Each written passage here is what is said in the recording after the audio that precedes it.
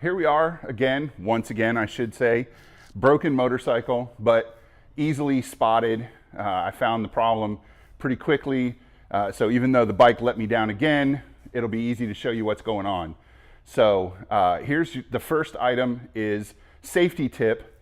If you smell gas, don't ride your motorcycle. Figure out where the gas is coming from. Maybe it's as simple as you didn't completely secure the fuel filler cap, but maybe it's a little more complicated in that you broke something or something magically broke on the motorcycle, which is what happened to me. So the broken thing is underneath this side panel, so that's where we're going to start. We're going to get through the side panel and figure out what's going on. All right, this is actually one of the easiest things to do on your motorcycle. If you have an 05 to 07 R1200 GS anyways, you got two twist locks that come right out, and then you've got another twist lock under here, but it's broken. I guarantee you it's broken because they always break. It's a part. I'm sorry, it's a crappy part. I shouldn't say tape. And it breaks pretty quick. And then under here, there's a nipple that goes through a little rubber bushing. So that pops right out. And there you can see the nipple right there. You always want to make sure that you, and I'm sorry to do this to you, but you want to make sure that you lubricate these nipples before you put it back in the bushing. That way next time it comes out just as easy as it did right now. What we want to do is bring the fuel level below the broken off fitting. Right. I have a length of hose, which is several lengths of hose cobbled together, but in this case it serves its purpose. This way we can tell when we get this fitting all the way in the tank, it should bring us below that level. Okay, that's good thinking.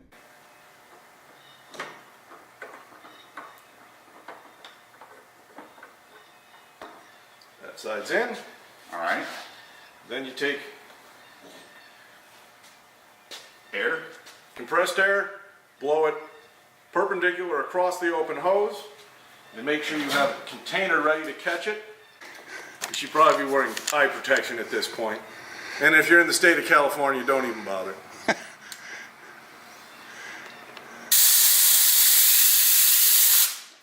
Holy crap, that worked. That was amazing. I mean, not that I doubted you. Or if you like the taste of gas, you can suck on the hose, but I don't recommend it. So how is that going to just continue flowing until we're good? Yep.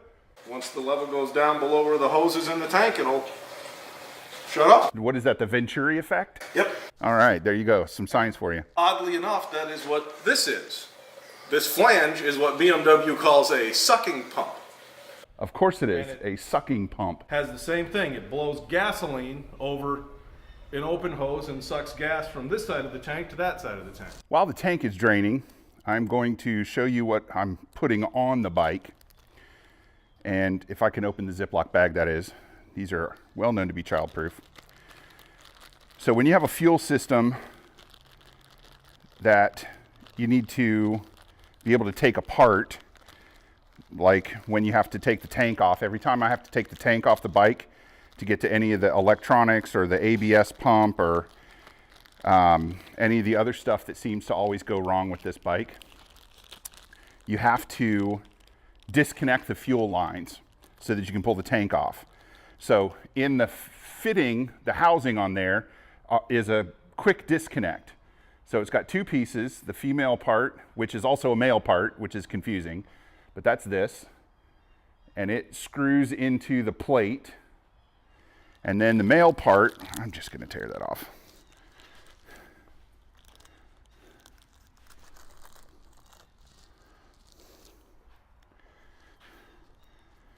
The male part, which connects to your fuel line. So these two pieces go together with a little press of a button, and they click together, and then fuel will flow through. You can't, it's hard to see. Maybe I'll try and get a real up close picture of it, but there's a little plunger that pushes out when you push the top of the fitting in, and then to disconnect it, you just push the little button and it pops right out. Now, this is not my favorite design because it's got an exposed O-ring. You see that little black thing there? That's a rubber O-ring.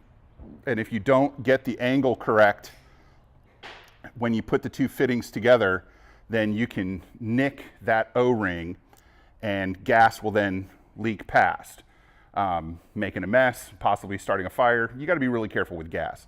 But this is the best compromise design.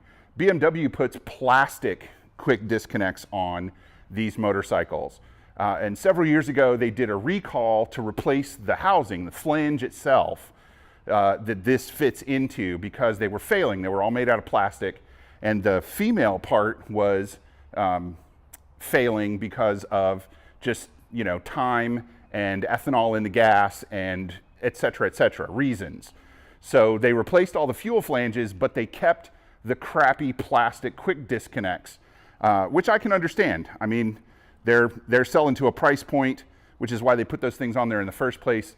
This kit, which comes with 2 sets of these and some other things, there's a fuel line clamp and a tube of goo that you have to use to seal the threads.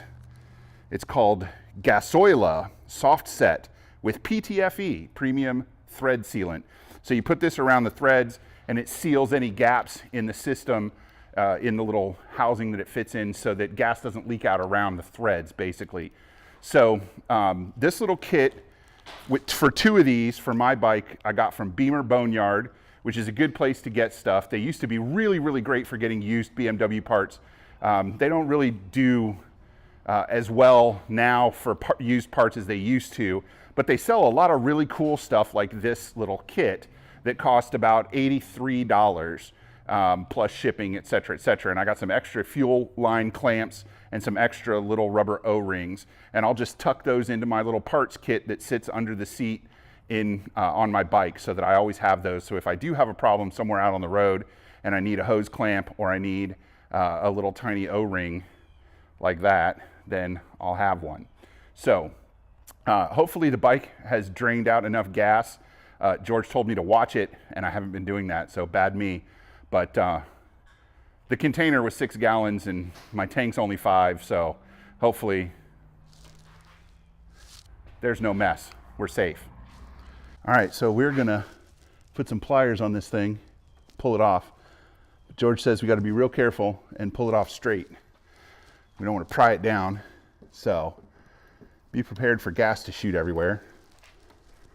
Oh no, that broke right off. Oh, that's fantastic. Look at that, George, it broke right off. Just needed the application of pliers.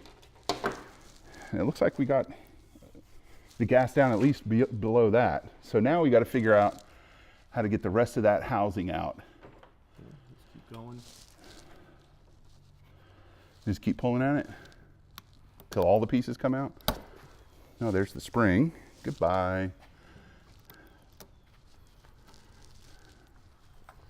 I don't know if we're down below. I don't know if we got quite enough gas out. Well,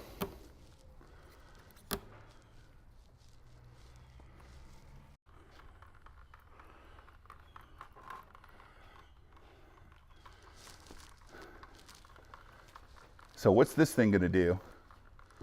In theory, that's going to screw it up. Okay. In theory.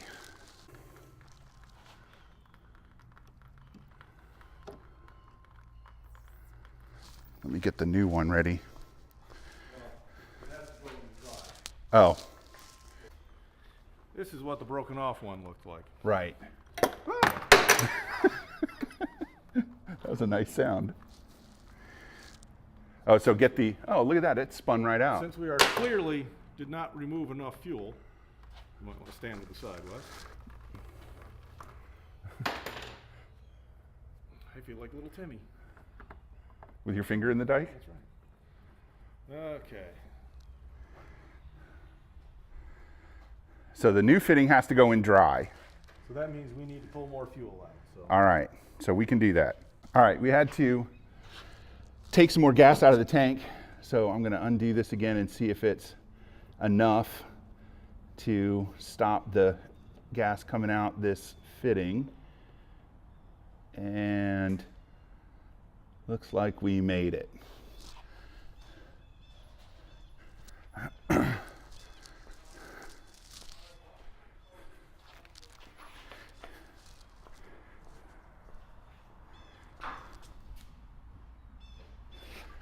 So let me show you these two parts. Here's the plastic one. This is stock. Now this is one that's not broken. The one on my bike was broken. And this is the metal one. They're the same size. They're even made by the same company.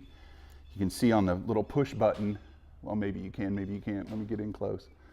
I don't know if it'll focus that close. You can see that they're made by the same company, CPC, but these ones cost about 40 bucks a piece, and I'm guessing these ones cost about 12 cents. So I'm gonna get in here, clean this out, make sure it's nice and dry, put the goo on the threads, and then get that in there. Then I'll have to replace the fitting on this end.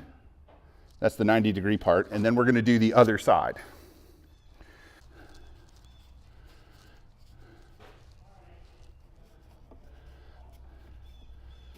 So if I just rub a rag around in here a few times, kind of push it in so it gets into the threads, that's probably good, huh? Let it sit for a bit. All right, we'll let that sit in there. Sorry.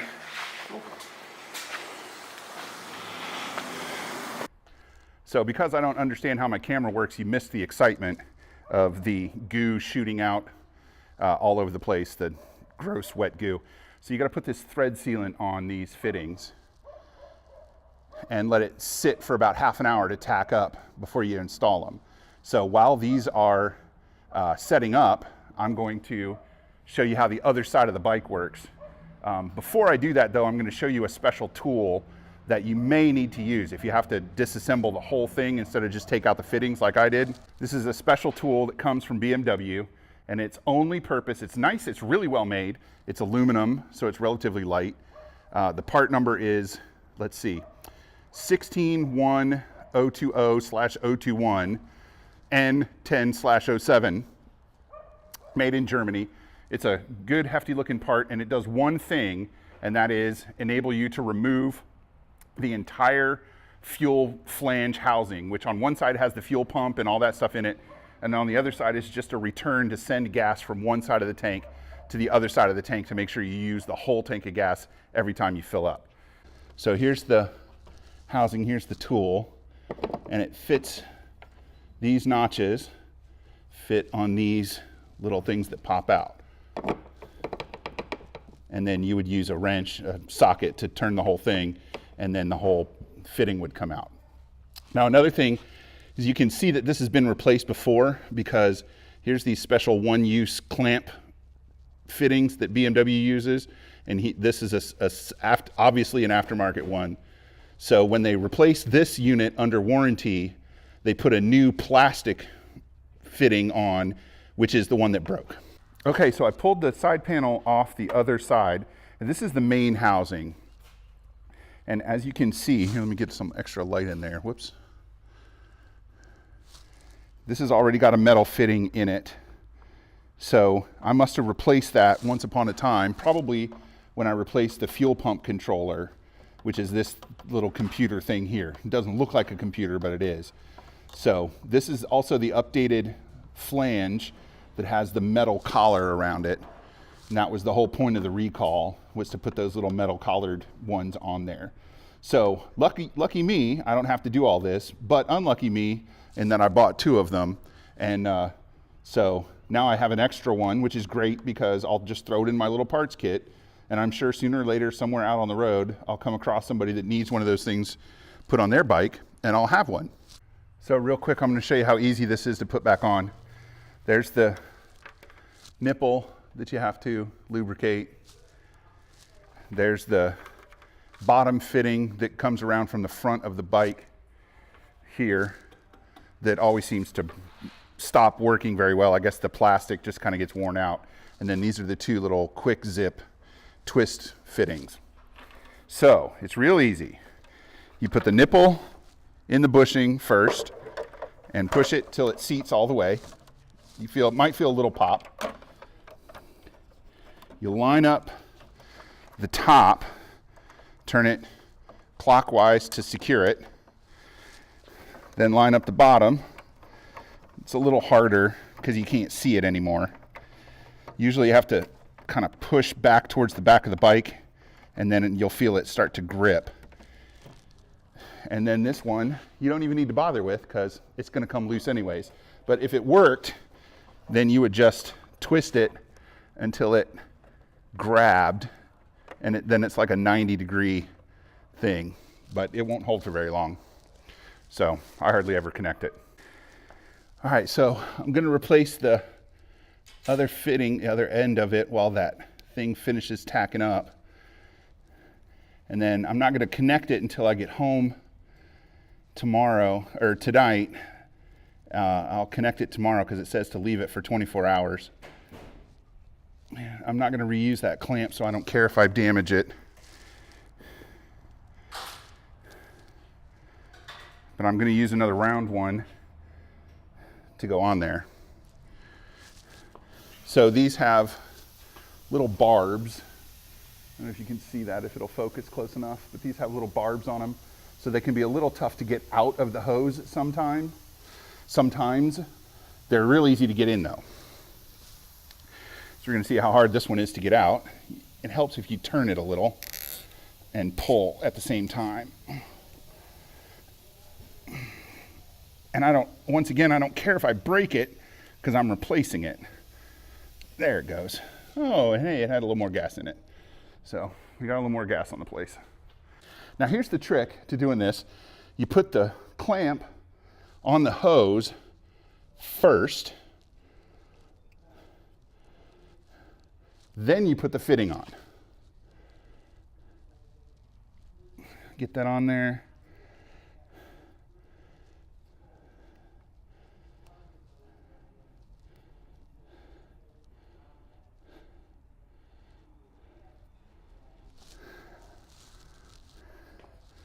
And then you just tighten this up until it's nice and snug.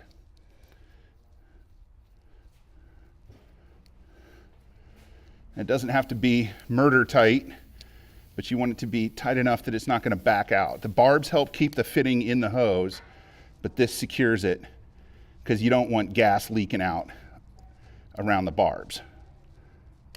And you'll want to go back and check that in a month or two because it will compress the rubber. Yeah.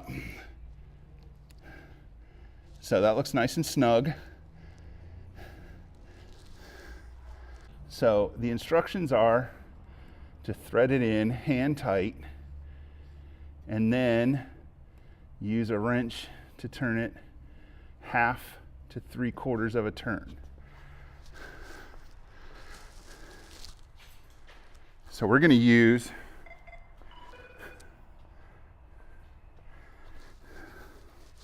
a crescent wrench to do that because of this you can't get a socket over it.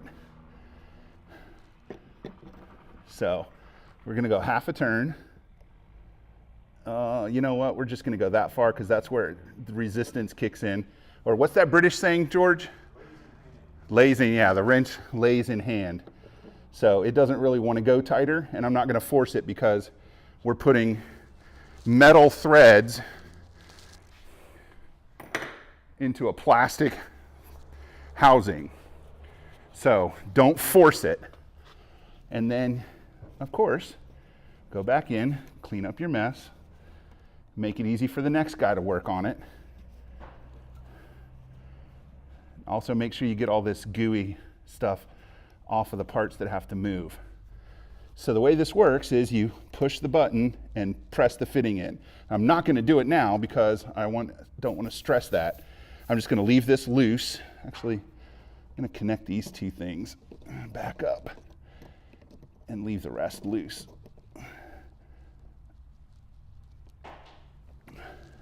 And those are vent hoses. I put it back in the bag. Do we know backing bowl?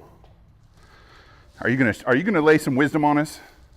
You want to make sure that this fitting is not tight, has to be released. Sometimes it will pop back like that. You don't want to be in that position. You want to be there. Gotcha, I see. Because if you're in that position, it will chip this O-ring as you squeeze it in, because you can push this back. So is that what nicks the O-ring? That's usually what nicks the O-ring. Gotcha. So Sage advice. Thank you very much, George. push on it. And it does. It goes right in. So you got to kind of make sure you prime it. Awesome. The only thing left to do is wait for this to set up overnight and cure. Make sure you clean your tools. Always clean your tools. Always clean your workspace. Now there's no torque wrench on this. And that's on purpose because, once again, you're putting a metal fitting into plastic threads. So you don't want to overstress them. You just go, the instructions say hand tight plus a half a turn. I got hand tight plus about a quarter turn, and it really felt snug, so I stopped right there. I'll hook it up tomorrow. I'm positive it's going to work, so I'm not worried about it. And I'll fill it up with gas tomorrow, and I'll be all done with that. So subscribe, like, share, ding, all that stuff. And don't forget to check out our other digital presences. This is Nick Duber Max, the tech channel for BMW motorcycles. We've also got Motorcycle Test Kitchen, which you will see. I'm actually getting ready today to make another test film. So there'll be another one coming out soon on a tire plugging device. There's also 2 podcasts, Chasing the Horizon and 200 Miles Before Breakfast. And I hope you check all of those out and subscribe to what you like. Leave reviews, leave comments, help everybody out. And we'll see you out there somewhere on the road. Or off it, of course. Not on my GS, but maybe on yours. Ride safe.